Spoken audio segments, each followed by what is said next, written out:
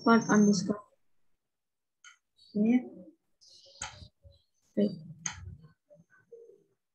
Nah, sudah terlihat di layar masing-masing? Masih hitam. Oh, sudah ya? Sudah. Oke. Ada yang membantu Ustazah untuk ini ya, ngecek nomor absen temennya, kan urut ya, yang belum hadir terutama. Kemudian nanti bisa kalian tulis di kolom chat sehingga memudahkan Ustazah untuk pengecekan di absen Ustazah yang belum hadir nomor berapa. Salah satu. Bebas. Ya. Kemudian baik, kita mulai. Hari ini kita akan belajar mengulas dulu pernah kalian pelajari ketika di kelas 4, ya toh? Tentang apa? Tentang bentuk dan fungsi bagian tubuh pada tumbuhan dan hewan. Mungkin di sini dari teman-teman ada yang tahu apa yang dimaksud dengan tumbuhan. Coba Ustazah Ade Moresen menyampaikan mungkin tumbuhan. Apa yang kalian ketahui tentang tumbuhan? Mas Hilmi, silakan Mas Hilmi disampaikan.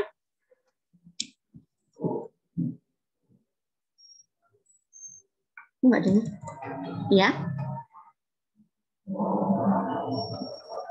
Halo, Cek. Mas Hilmi. Iya. Apa yang dimaksud dengan tumbuhan? Tumbuhan itu ya tumbuhan yang biasanya tumbuh itu kalau di tanah itu. Iya. Tumbuhan yang biasanya tumbuh di tanah, betul. Oke, boleh. Terima kasih. Mbak Naila tadi angkat tangan. Silakan Mbak Naila.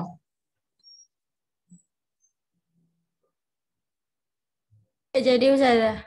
Oh, kok nggak jadi? Kenapa? Hilang jawaban. Oh, baik, Bapak. Tumbuhan itu berfotosintesis, Us. Ya, betul. Siapanya? Jadi, terima kasih. Tumbuhan, hewan, ini bagian makhluk dari ciptaan Allah. Ya, semuanya ciptaan Allah yang ada di dunia ini. Kalau kita berbicara yang namanya, membahas yang namanya tumbuhan, maka di situ kita akan berinteraksi dengan yang namanya, mengenal dengan yang namanya klorofil, proses fotosintesis, yang hanya terdapat pada tubuh makhluk hidup, ya. Kalau di hewan kan tidak fotosintesis, ya. Beda. Nah, kita coba next ke selanjutnya. Nah, ini teman-teman. Jadi, penggolongan tumbuhan itu ada beberapa macam di sini. Bisa kalian lihat di sini. Ada pohon, ada semak, ya. Pohon, sudah jelas tahu ya, di pinggir jalan itu banyak pohon-pohon rindang tinggi, ya. Ataupun di rumah kalian, di teras dan lain-lain, ya. Semak. Nah, semak-semak ini biasanya ya semak, bentuknya semak. Rumput-rumputan kecil. Pokoknya campur aduk di sini, semak-semak, semak bukan. Biasanya ini bisa kita temui di daerah di dekat rumah kita, itu ada semak-semak juga, ada di dekat padang savana, itu di Baluran dan lain-lain. Ya, tiap daerah yang dia cuaca suhunya, suhu atau temperaturnya tidak terlalu ekstrim, ya. Yang penting tidak di gurun pasir, ya, itu pasti ada semak-semak dan lain-lain. Ya. Jadi tanaman ini tersebar sesuai dengan kondisi lingkungan berada. Kemudian next ada tanaman merambat, ya. Ada yang di sini teman-teman punya tanaman merambat di rumah? Ada? Ada. Tanaman apa? Iya, Mbak Safa? Sudah mati, Sudah mati. Apa yang ditanam? Tanaman merambat itu, Mbak Safa? Sirih atau Sirih. Oh, sirih, ya. Baik, terima kasih Mbak Safa, ya. Baik, tanaman merambat ini biasanya dia tumbuhnya merambat, ya. Tidak hanya sirih saja, namun juga beberapa tanaman lain yang kita bisa tahu dia itu bisa tumbuh kalau nggak ada untuk rambatannya, dia pasti akan menggantung dengan sendirinya. Kemudian rumput-rumputan, rumput ya sudah jelas semuanya ya, tahu ya rumput itu seperti apa. Macam-macam jenis rumput juga ada rumput gajah, rumput teki, rumput hias, dan lain-lain. Dan juga tanaman berbunga. Penggolongan tumbuhan ada 5 macam. Apa? Pohon, semak, tanaman merambat, rumput-rumputan, dan tanaman berbunga. Kita next. Ada yang tahu nih di pelajaran kelas berapa yang pernah dibahas? Hah? Kelas 4. Kelas 4. Good. Keren, Mas Awam. Ya, betul. Ini kita mengulas. Nah, next. Nah, ini teman-teman di bagian tumbuhan sendiri, ya. Itu kalau kita melihat ini sebagai pohon ya, ibaratkan ini pohon apel gitu ya. Ada bagian tumbuhan yang namanya akar. Kursor Ustazah kelihatan ya, akar. Kemudian ada juga yang namanya di sini kemudian batang, daun, buah, dan bunga. Nah, akar sendiri kita lihat di sini. Ada yang tahu ini bentuknya akar apa? Menyebar. Yang A. Lupa? Yang A? Yang B mungkin? Tadot. Hei, ya mungkin lupa ya, kan udah lama ya, saya setahun lebih. Baik, nggak apa-apa. Kita ulas kembali. Nah ini anak-anak, jadi di akar itu ada 2 macam, ya jenisnya. Yang pertama, kalau kita melihat gambar yang A ini adalah cenderung pada gambarnya akarnya apa? Akar disebut sebagai akar tunggang. Akar tunggang, dia akan menjulur ke dalam tanah sedalam-dalamnya sampai mampu. Dia masih akan tumbuh terus itu ya, selama tumbuhan tersebut bisa melakukan fotosintesis. Nah, kemudian yang B itu akar serabut. Kita lihat pengertiannya di sini. Nah, akar tunggang. Akar tunggang atau dikotil. Apa itu Ustazah ya dikotil ya Ustazah? Ada yang tahu dikotil itu apa? Halo mungkin Mbak Hanel. Apa itu dikotil Mbak?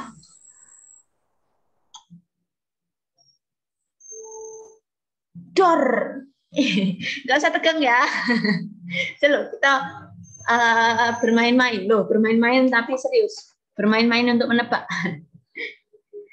Dikotil, kalau teman-teman tahu di sini, misalnya dia tumbuhan yang berkeping atau memiliki biji. Bijinya bisa dibelah jadi 2. Ya. Nah, kita perhatikan lagi.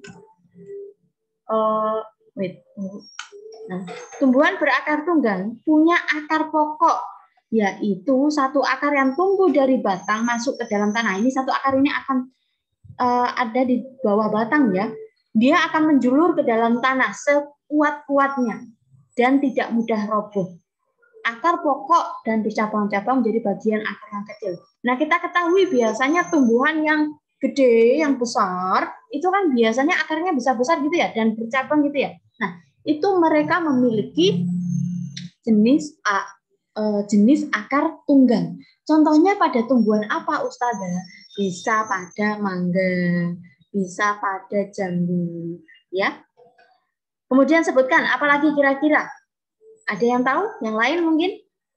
Pohon beringin? Apa? Pohon beringin? Daun beringin. Nah, kira-kira daun beringin itu pohon beringin ya? Daun beringin atau pohon beringin? Pohon beringin sama ya? Nah, itu akarnya tunggang apa serabut? Serabut. Tunggang, betul. Ya. Ya. Rata-rata tanaman yang memiliki akar tunggang ini punya batang yang berkambium atau batangnya itu bisa besar. Sama kecil jadi besar, ya. Itu. Next, kita lanjutkan ke akar serabut. Lihat di sini, akar serabut di bagian B. Bentuknya kan sudah beda ya. Banyak serabut-serabutnya. Nah, dalam satu pohon, akar serabut jumlahnya banyak dan masing-masing akar besarnya itu sama. Misalnya pada tumbuhan padi, jagung, pisang, kunyit, jahe, dan kelapa. Akar serabut itu lebih dikenal pada tanaman monokotil atau tumbuhan berbiji berkeping satu. Jadi Tidak seperti yang di kotil tadi ya. Kalau yang di monokotil atau yang tanaman berakar serabut, itu kalian bisa perhatikan dari jenis daunnya, dari bentuk daunnya, dari bentuk daunnya. Bentuk daunnya padi gimana? Panjang-panjang, ya kan? Jagung juga panjang kan? Bentuknya panjang, itu sejajar namanya. Nah, kita bisa pelajari nanti setelah bab akar ini. Oke. Kemudian fungsi. Nah, tadi kita bahas di awal temanya adalah bentuk dan fungsi. Fungsi. Masing-masing bagian tubuh tumbuhan itu punya fungsinya masing-masing tergantung dari bagiannya ini ya. Contohnya ada akar, batang, daun, buah, bunga. Kalau kita perhatikan pada fungsi akar, itu fungsinya di sini anak-anak. Bisa kalian perhatikan memperkuat berdirinya batang tumbuhan. Kalau nggak ada akar, apa yang terjadi dengan batang? Loyo, rubuh, ya. Karena nggak ada, nggak tumbuh, mati. Karena akarnya nggak ada, ya wis mati, meninggal. Tumbuhannya itu mati, ya.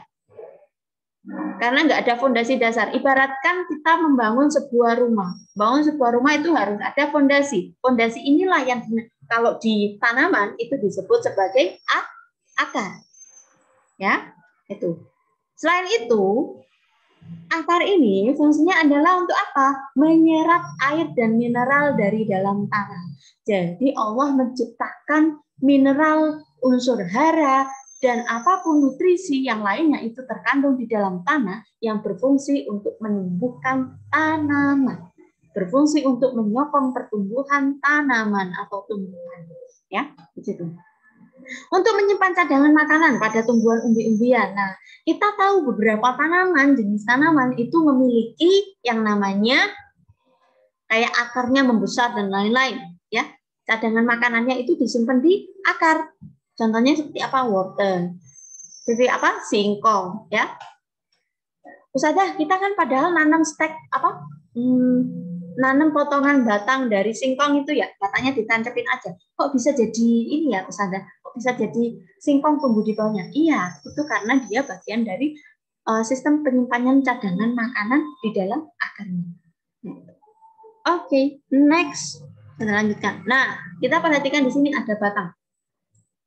Kalau Anda perhatikan di sini apa ya perbedaan dari kedua gambar ini? Apa yang membedakan? Yang satunya ada Sasan? Yang satunya?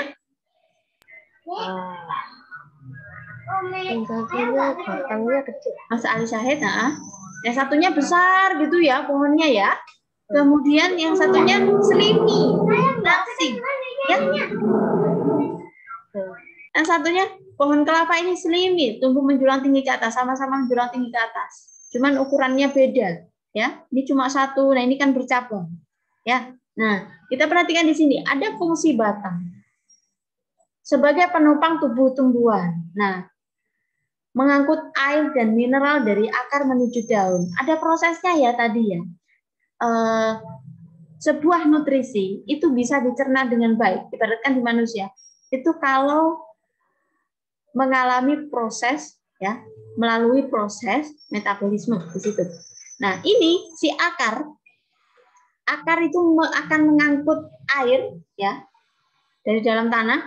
Kemudian dibantu oleh batang. Batang ini akan melanjutkan pengangkutan air dan mineral dari akar menuju ke daun. Jadi ada prosesnya situ dari akar, batang, air diangkut, mineral diangkut akan menuju ke daun, membantu proses fotosintesis di situ. Oke, tuh, sampai di situ. Pengangkutan zat-zat makanan dari daun ke seluruh bagian tubuh tumbuhan. Dan sebagai tempat menyimpan cadangan makanan pada tumbuhan tertentu seperti tebu dan sagu. Perhatikan pada tanaman tebu dan sagu. Saya nggak punya gambarnya di sini, lupa menginput tebu. Kita perhatikan tebu. Kenapa rasanya manis? Soalnya banyak menyimpan cadangan makanan. Menyimpan cadangan makanan itu. Cadangan makanan tumbuhan itu disimpan di batang itu. Beda tadi kalau yang disimpan di akar ya, itu juga ada beberapa yang manis, ada yang biasa saja. Jadi cadangan makanannya itu dapat bentuknya bisa berupa gula itu yang disimpan di batang, yang disimpan di akar. Kalau batang seperti apa? Tebu dan sagu, olahan sagu itu. Jadi prosesnya sangat panjang ini sampai menjadi tepung. Next, kita lanjutkan. Nah, ini kita ke daun. Bagian-bagian daun. Kalau kalian perhatikan ini kira-kira daun apa ya? Pisang. Pisang atau daun pisang hias gitu ya. Leaf part atau bagian-bagian dari daun. Kita perhatikan, Ustazah kok lupa enggak bawa ininya, daunnya. Ini saja cukup enggak apa-apa ya. Nah, ini daun ini ada bagian pelepahnya. Di sini pelepah. Kemudian ada bagian tulang daunnya yang membagi antara bagian helai daun kiri dan helai daun kanan. Ini tulang daun dan tangkai daun. Nah, betapa maha besarnya Allah menciptakan daun yang hijau, daun yang warna kuning, daun yang warna merah, dan lain-lain. Ya, itu sebagai tempat fotosintesis atau tempat pembuatan makanan untuk kelangsungan hidup tumbuhan. Ya, jadi di dalam daun ini ada zat klorofil atau zat hijau daun yang fungsinya akan dia sebagai penangkap energi, penangkap cahaya matahari. Sehingga dari cahaya matahari tersebut akan dilakukan proses fotosintesis di dalam daun tersebut. Yang namanya stomata atau mulut daun. Jadi kalau kita amati satu helai daun, kemudian kita fillet setipis-tipisnya. Di situ kita tetesi sebuah reagen atau cairan gitu ya. Diamati di bawah mikroskop, maka di situ akan terlihat stomata daun, bentuk stomata daun. Apakah di situ bentuk stomatanya masih sehat, ataukah sudah rusak, ataukah sudah tidak nampak sama sekali, dan lain-lain. Itu dipengaruhi oleh kualitas udara lingkungan, kualitas udara, dan polusi. Kalau bentuk stomatanya rusak, berarti kesimpulannya, salah satu kesimpulannya adalah polusi di wilayah tersebut itu cenderung tinggi. Polusi itu disebabkan oleh apa, Nak? Ada yang tahu? Sorry. Bisa? Polusi disebabkan oleh apa? Ada yang tahu? Saya. Asap knalpot. Mas Ahsan. Ya, asap knalpot. Betul. Terus apa? Itu penebangan liar. Penebangan liar. Penebangan liar kalau dia ada terus pembakaran gitu, asapnya juga bisa berdampak ya pada stomata-stomata yang ada di daun. Nah, itu. Iya. Nah, terima kasih Mas Hasan, Mas Syahid. Mobil. Juga pabrik-pabrik, asap di pabrik-pabrik itu juga. Makanya ketika kalian perhatikan tanaman di pinggir jalan raya besar, itu kan kayak semacam banyak debu, kayak rada-rada layu gitu ya. Itu rata-rata mereka menyerap polusi, menyerap karbon yang dihasilkan oleh hasil pembakaran kendaraan bermotor. Itu. Kemudian next daun ini sebagai alat pernapasan, yakni dia akan mengambil karbon dioksida dari udara dan melepas O2 ke udara. Makanya kenapa ketika siang hari ya, itu kita berteduh di bawah pohon yang rindang, yang besar itu adem sekali. Dia melepaskan oksigen udara. Dan oksigen itu kita hirup, makanya rasanya adem gitu. Semilir-semilir, enak toh? Nah, next. Kalau malam kalian berlindung di bawah pohon, nanti akan beradu, berlawanan di situ sama yang namanya pohon. Sama-sama akan berlomba-lomba untuk mengambil oksigen di situ. Ya. Ada cerita itu bahwasanya orang meninggal di bawah pohon karena dia cenderung malam-malam itu berada di bawah pohon karena kalah dengan pohonnya itu untuk menangkap udara, kekurangan oksigen di situ ya. Intinya Kalau malam berlindung di dalam rumah, bukan berlindung di bawah pohon. Tapi kalau semisal siang, karena musim pandemi seperti ini, ada pohon di dekat rumah, ya, sambil pakai masker, untuk merefresh pikiran, bisa ke bawah pohon untuk merasakan udara pohon, udara di sekitar, gitu ya. Yang penting tetap prokes gitu tadi. Next, Ustazah lanjutkan. Nah, seperti yang Ustazah bahas tadi, ada beberapa ya akar yang dia bentuknya tunggang dan serabut. Nah, di sini ada kaitannya dengan bentuk tulang daunnya. Nah, di sini teman-teman bisa perhatikan ada bentuk daun yang sejajar. Sejajar itu seperti apa, Ustazah? Misalnya kalian perhatikan pada tanaman padi, ada juga bambu, ada juga kelapa, ya. Itu tulang daun sejajar berbentuk seperti garis-garis sejajar. Tiap ujung tulang daun menyatu, tulang daun tebu dan lain-lain. Ya, cenderung panjang-panjang gitu ya. Rumput gajah itu juga masuk sini. Rumput-rumputan. Tuh. Next ke menyirip. Bentuk daun yang menyirip. Tulang daun jenis ini punya susunan seperti sirip-sirip ikan. Sampai daun hingga ujung helai daun. Ada mangga, jambu, rambutan. Nah, kalau Ustazah tanya, kira-kira kalau misalnya belimbing itu masuk kemana? Belimbing. Kemana? Menyirip, betul. Menyirip. Bentuk daunnya menyirip ya, seperti sirip. Nah, itu bisa dibedakan dari situ. Kemudian kalau sini, kita menuju ke menjari. Tulang daun yang bentuknya seperti jari-jari tangan manusia. Ada daun pepaya, ini ya. Ya Allah. Daun pepaya, kemudian di sini ada apa? Ketela pohon atau singkong atau pohon, ya. Kemudian ada jarak, pohon jarak, kapas, dan lain-lain. Bentuknya seperti jari tangan manusia. Next ke bagian melengkung, tulang daun melengkung, ya, berbentuk seperti garis lengkung, seperti sirih, genjer, eceng gondok, kuping gajah, dan lain-lain. Nah, itu bentuknya daunnya melengkung, ya. Oke. Ada berapa bentuk tulang daun yang Ustazah bahas sekilas tadi? 4. Apa saja? 1? Menjari, terus? Menyirip, terus?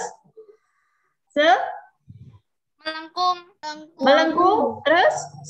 Sejajar. Good. Keren, kelas 6B. Mantap. Ingat-ingat ya bentuk-bentuknya itu. Kemudian kita ke sini menuju ke bunga.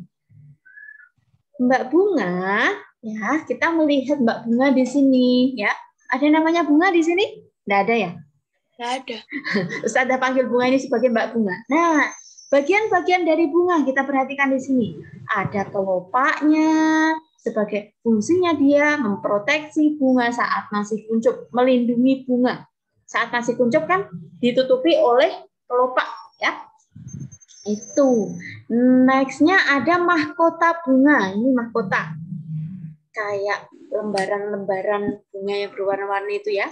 Menarik perhatian serangga. Makanya kenapa Allah menciptakan itu.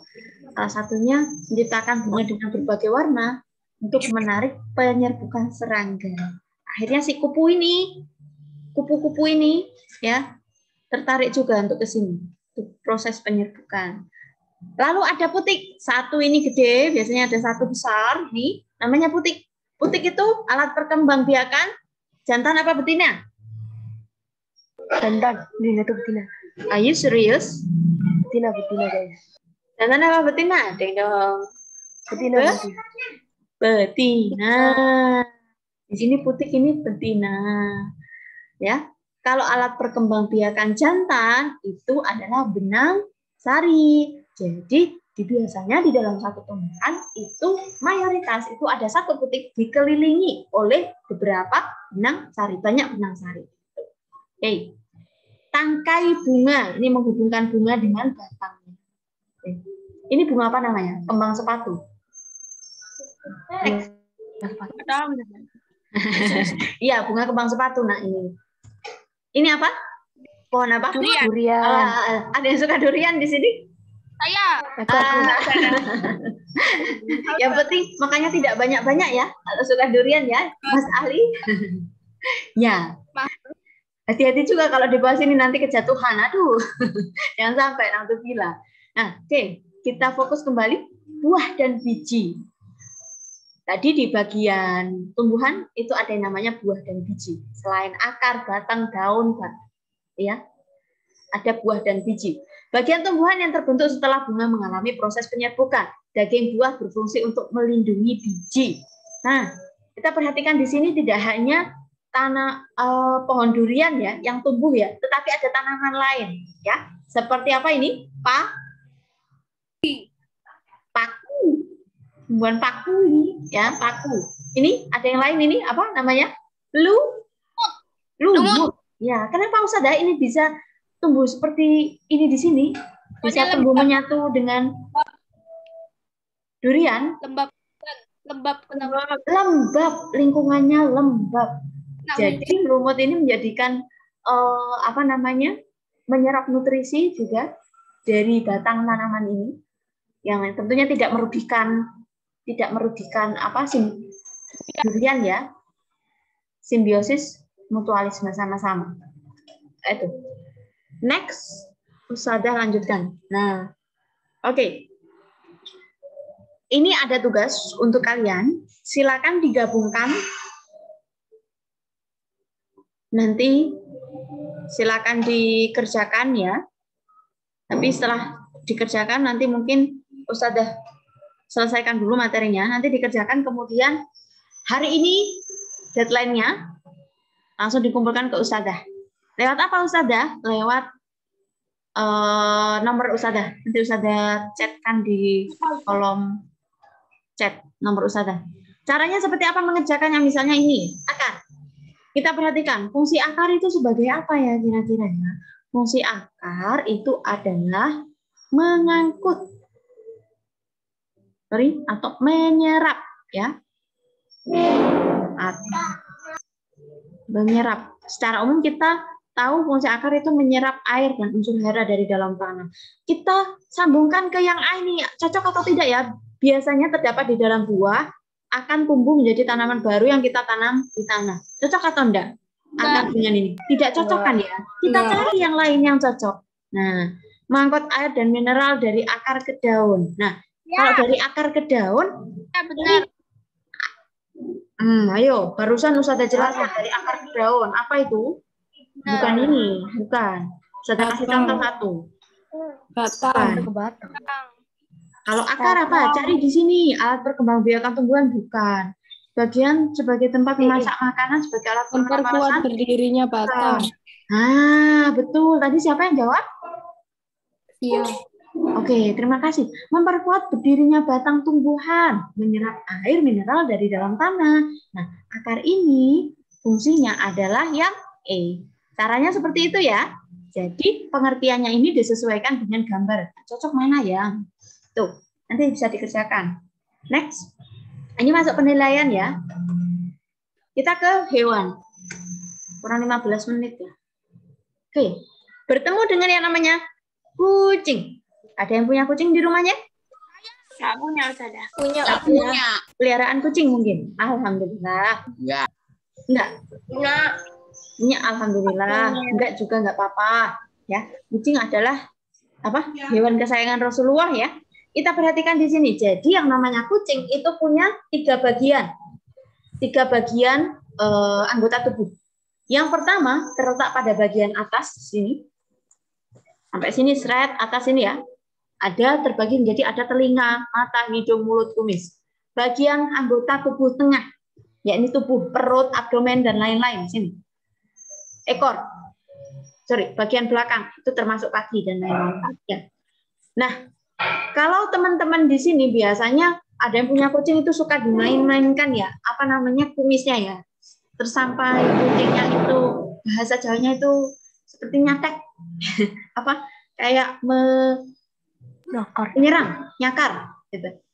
Hati-hati bahwa kalau kita ketahui bahwasanya si kumis kucing ini dia itu sebagai alat pendeteksi kondisi lingkungan. Jadi kalau nggak ada kumis maka dia tidak akan tahu di lingkungan sekitarnya, di lingkungan dia berada akan seperti apa bentuknya. Dia tidak akan merasa nyaman kalau semisal salah satu kumisnya dicabut oleh kita. Nah, udzubillah, jangan sampai karena itu akan menyakitkan dia, sakit. Salah satu fungsinya akan berkurang. Fungsi misalnya bagian untuk gerak pendukung rasa amannya itu akan berkurang. Tanpa kumis, kucing tak bisa bergerak secara akrobat. Ya, kita bisa perhatikan biasanya kucing suka akrobat, gitu, melompat-lompat. Nah, itu bagian dari pendeteksi ininya, kumisnya ini. Fungsi dari kumis kucingnya ini. Ya, next kita ke kaki, bagian kaki. Nah, kaki kucing ya, perhatikan di bagian depan dan belakang ini ya, cenderung berbeda ya. Ada cakarnya, ada terdiri dari berapa ini ya, 3 atau 4 ya, Ustazah, 4 bagian ininya. Cakar berfungsi untuk mencengkram ya, baik kaki bergerak dan mencengkram, ekor untuk menjaga keseimbangan. Jadi ada beberapa hewan itu yang kaki belakang digunakan sebagai menjaga keseimbangan. Didukung oleh adanya ekor juga. Bulu untuk menghangatkan tubuh. Makanya kucing kalau dimandikan cepat kabur ya biasanya. Pengen kabur terus. Karena fungsi dari bulunya itu sendiri adalah menghangatkan tubuhnya. Next, kita ke sini. Ini gambar apa? Elang Garuda. Sama ya, elang Garuda. Ya, itu. Bagian-bagian tubuhnya ada paruh, ada sayap, ada bulu, ekor, cakar untuk mencengkram mangsanya, dan mata. Nah, mata burung untuk melihat benda-benda di sekitarnya. Kalau paruh burung, ada paruh burung itu jenisnya berbeda-beda. Misal burung pemakan daging, yang paruhnya itu cenderung bengkok dan runcing, juga tajam. Fungsinya untuk apa? Untuk mengkoyak dan mencabik-cabik mangsanya. Kalau yang berbiji, burung pemakan biji-bijian, itu paruhnya cenderung berukuran pendek, tebal, runcing, dan tajam. Nah, cakar burung untuk mencengkram ini ya, dan bertengger di pohon. Burung kutilang berbunyi, burung kutilang. Sayap burung untuk bergerak terbang dengan cara mengepakkan sayapnya. Ini juga berfungsi untuk menjaga keseimbangan burung. Di sini ada pundi-pundi udara ya di bawah sayap burung ini, menjaga keseimbangan dia ketika berada di atas awan, ketika dia berada di atas udara gitu ya, terbang gitu ya saat terbang. Next, ekor burung untuk menjaga keseimbangan burung waktu terbang, sama juga bulu burung untuk menutupi tubuhnya dari udara di sekitarnya, yakni udara dingin dan hujan. Kita ke ikan. Ustazah kok cepat? Iya, waktunya mau habis. Belum kalian mengerjakan soal. Nah, ada ikan di sini. Ada bagian mulut, mata, tutup insang, sirip, dan lain-lain. Ya, sisi ikan berfungsi sebagai pelindung tubuh. Mata berfungsi untuk melihat lingkungan di sekitarnya. Insang untuk bernapas, sirip untuk berenang, dan lain-lain. Nah, kalau di sini ada sisi ikan. Sisi ikan itu untuk mengurangi gesekan dengan air. Kalau kita ketemu yang namanya air ya di bawah, apalagi gelombangnya tinggi, itu kan pasti ada gesekan-gesekan ya. Nah, di sini betapa maha besarnya Allah ya. Allah ciptakan sisi itu untuk mengurangi rasa gesekan pada ikan tersebut. Subhanallah. Dan ekornya di sini adalah untuk bergerak, membantu pergerakan di air. Jadi bisa sit gitu ya. Next-nya, nah perhatikan di sini. Hewannya bermacam-macam ya. Ada yang dari bentuknya itu bisa sama antara hewan kuda, kerbau, sapi ya. Bahwa hewan melakukan gerakan yang serupa. Gerakan yang serupa seperti apa? Melata. Misalnya gerakannya melata itu seperti apa? Ular, ulet, cacing dan lain-lain. Beberapa hewan punya jenis makanan yang sama. Mana jenis makanan yang sama ya kira-kira ini? Bertiga ini. Satu serangkai, tiga serangkai ya. Makan rumput-rumputan. Beberapa hewan punya ukuran tubuh dan bentuk yang sama. Sama juga beberapa hewan punya penutup tubuh yang sama. Mana kira-kira penutupnya yang sama? Misalnya, ini ya, ular, cacing, ulet. Ini penutupnya sama juga. Kebau, kerbau, sapi, kuda. Ini juga cangkang ya, sama.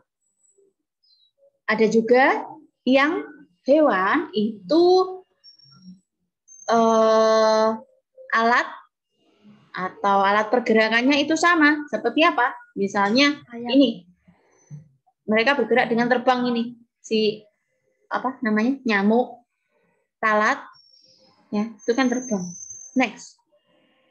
Nah, ada tugas lagi. Tugasnya jadi 2. Ya. Tadi sebelum ini pelajaran apa tadi? Life skill. Oh, life skill. Ada tugas? Enggak? Baik. Nah, bagian tubuh mana yang menunjukkan perbedaan antara ayam, angsa, burung elang, kucing, anjing, dan kelinci? Tabel pengamatan perbedaan hewan. Nanti bisa kalian tulis ya. Di e-learning sudah Ustazah sematkan ya handout-nya. Nah, untuk tugas yang pertama tadi silakan dikerjakan itu juga. Dan tugas yang kedua juga dikerjakan. Langsung dikirim ke nomor Ustazah nanti. Ustazah, ngerjainnya boleh pakai PPT, tak? PPT. Kertas saja enggak apa-apa. Pakai kertas, pakai buku tulis saja, dikerjakan di buku tulis. Tadi kan yang tugas Kalau pertama. PPT nanti kalian malah buat-buat report. Boleh, tapi yang memudahkan kalian. Jadi, misalnya di sini ada nama hewan. Misalnya ini apa? Elang ya, elang. Jumlah kakinya elang berapa ini? 2. Jumlah sayapnya berapa? 2. Penutup tubuhnya apa? Bulu. Nah, seperti itu ya contohnya ya. Misalnya di sini ada anjing. Anjing jumlah kakinya berapa? 2. Nah, seperti itu. Dan selanjutnya. Sejumlah hewan yang ada di sini. 1, 2, 3, 4, 5, 6, 7, 8. Terakhir dikumpulkan adalah hari ini. Ustazah tunggu maksimal jam 8 malam nanti. Ya. Oke, stop share dulu. Silakan dicatat nomor Ustazah. 081 330 apa? Kalian dikirim, tak? Ini. Dikirim lewat WhatsApp Ustazah saja. Ya. Memudahkan kalian. Paham ya? Silakan dicatat nomor Ustazah. Jadi tugasnya ada 2 tadi. Tugas yang tumbuhan sama tugas yang hewan. Tabel itu dan tulisan mana tadi? Tulisan di bawah. Belum ini ya. Belum Ustazah share screen. Lupa. Maaf. Tunggu. Ustazah share lagi. Nah, ini. Bagian tubuh mana yang menunjukkan perbedaan antara ayam, angsa, dan burung elang? Kira-kira sini kita lihat ayam, ada angsa, dan burung elang. Kira-kira dari ketiga hewan ini, bagian tubuh mana ya yang beda? Caranya seperti itu. Begitu juga dengan anjing, kucing, dan kelinci. Ya, silakan ditulis di sini. Nah, bisa stop dulu. Ini tugasnya ada di dalam PPT itu. Kalian kerjakan lewat buku tulis. Nah, setelah selesai dikerjakan, foto cekrik kirim ke Ustazah. Nomor Ustazah. Gitu ya, paham? Boleh bertanya, silakan. Ada waktu 5 menit. Ustazah. Tanya Ustazah itu nomornya Ustazah itu ditulisnya di WA Ustazah. Iya, itu WA Ustazah. Iya Ustazah. Itu ya. Serah. Itu yang pertama, yang jawaban pertama. Kenapa? Iya, Mas Syahid? Tugas pertama itu ditulis jawabannya doang kan, nggak usah pertanyaan. Oke. Yang soal yang tumbuhan tadi ya? Wait, Ustazah bukakan dulu. Biar sama-sama. Susah.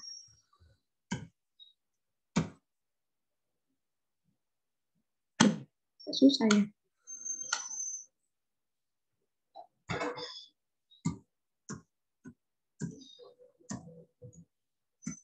Ini ya. Nah, ini caranya gimana? Tidak perlu digambar anak-anak. Cukup kalian tulis. Misalnya, tadi akar. Akar itu memperkuat berdirinya batang, tumbuhan, menyerap air dan mineral dari dalam tanah. Misalnya satu akar itu pasangannya adalah yang E, memperkuat tumbuhan bla bla bla bla bla di sini. Kemudian batang. Batang pasangannya mana ya yang cocok ya? Pengertiannya di sini. Nah, silakan ditulis kode dan pengertiannya ini. Tidak perlu digambar, cukup ditulis itunya saja. Nanti jawabannya itu A, B, atau tulis jawabannya hurufnya. Misalnya seperti ini, akar. Akar jawabannya kebetulan yang di E, berarti akar. E, memperkuat berdirinya batang dari dalam tanah mineral. Itu. Paham? Paham ya? Tulis ininya, A-nya, akar. Akar, kemudian memperkuat memperkuat berdirinya batang. Saya tadi kan nanti Ustazah cek lagi ininya. Jadi jangan hanya kodenya aja ya. Nanti kalau kodenya aja kurang lengkap. Biar kalian paham buat belajar juga ketika sudah selesai materi ini. Nah, kurang 2 menit. Untuk pertemuan selanjutnya, Ustazah akan adakan tes terkait ini. Ya, jadi kalian akan mengisi soal kayak ujian gitu di Microsoft. Sudah Ustazah buatkan soalnya, tapi masih Ustazah hidden. Oke, itu saja dari Ustazah. Ada pertanyaan sampai sini? Enggak? Cukup? Atau sudah jelas? Ustazah, tugasnya ada di e-learning kah? Tugasnya ada di e-learning, di PPT itu, di handout itu. Sudah Ustazah iya, sematkan. Nanti dibuka lagi ya, PPT yang sudah Ustazah sematkan, situ tugasnya. Oke. Nah, itu. Sekian, mohon maaf bila ada kekurangan pada pagi hari ini. Semangat mengerjakan. Kalau ketika ada waktu kosong, langsung dikerjakan, biar nggak numpuk. Ya. Ustazah, ini siang bukan pagi Ustazah. Oh iya. Pagi menjelang siang ya Mas Hasan ya. Ya mohon maaf, Ustazah lupa. Baik, Ustazah tutup. Kita tutup dengan membaca doa kafaratul majelis. Abata. Subhanakallahumma wa bihamdika asyhadu an la ilaha illa anta astaghfiruka wa atubu ilaik. Ada yang nggak masuk hari ini ya? Siapa tadi? Assalamualaikum. Ya, waalaikumsalam. Waalaikumsalam. Waalaikumsalam.